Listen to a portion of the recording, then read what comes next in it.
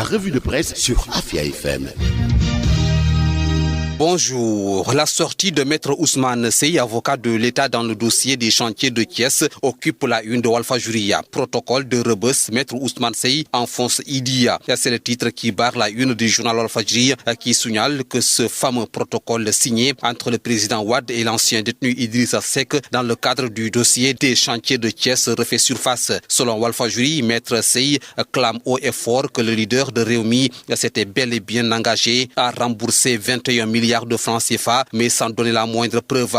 Pour le Témoin quotidien, par cette sortie médiatique, l'avocat vient ainsi prouver l'existence de cet accord secret entre l'ancien chef de l'État Abdoulaye Wade et son premier ministre d'alors Idrissa Seck. Maître Ousmane Seye confirme le protocole de Rebeuss, écrit en une le journal, expliquant que selon l'avocat, Idrissa Seck s'était engagé à payer 21 milliards de francs CFA. La déclaration de Maître Ousmane Seye fait aussi la une de plusieurs autres quotidiens, à l'instar de Direct Info, de Rewmi Quotidien, du Soleil et de Libération. Mais si l'on en croit le quotidien, Maître Ousmane Seye ne compte pas mettre le protocole de Rebeuss sur la place publique. Le journal affiche en effet ce propos de l'avocat qui avertit en ces termes: ce n'est pas Idi qui va m'obliger à publier le document. Certains quotidiens continuent encore de commenter la libération de l'ancien ministre d'État Karim Wade. Il en est ainsi de Direct Info qui se demande notamment si le fils de l'ancien président de la République, qui avait été condamné à 6 ans de prison par la Cour de répression de l'enrichissement illicite créée, est réellement libre. Et c'est le journal qui semble répondre lui-même à cette interrogation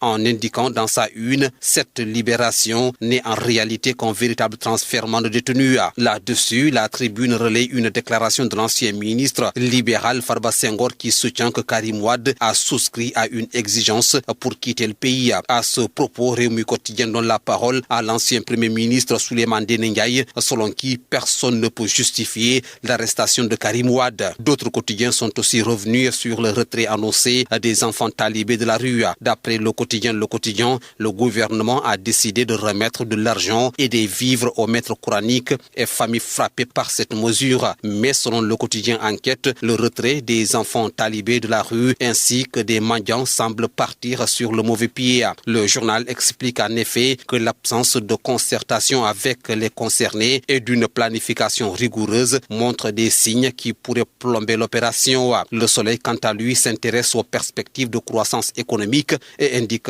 que le Sénégal a le 3e meilleur taux en Afrique pour 2016. Bonne et agréable lecture à toutes et à tous.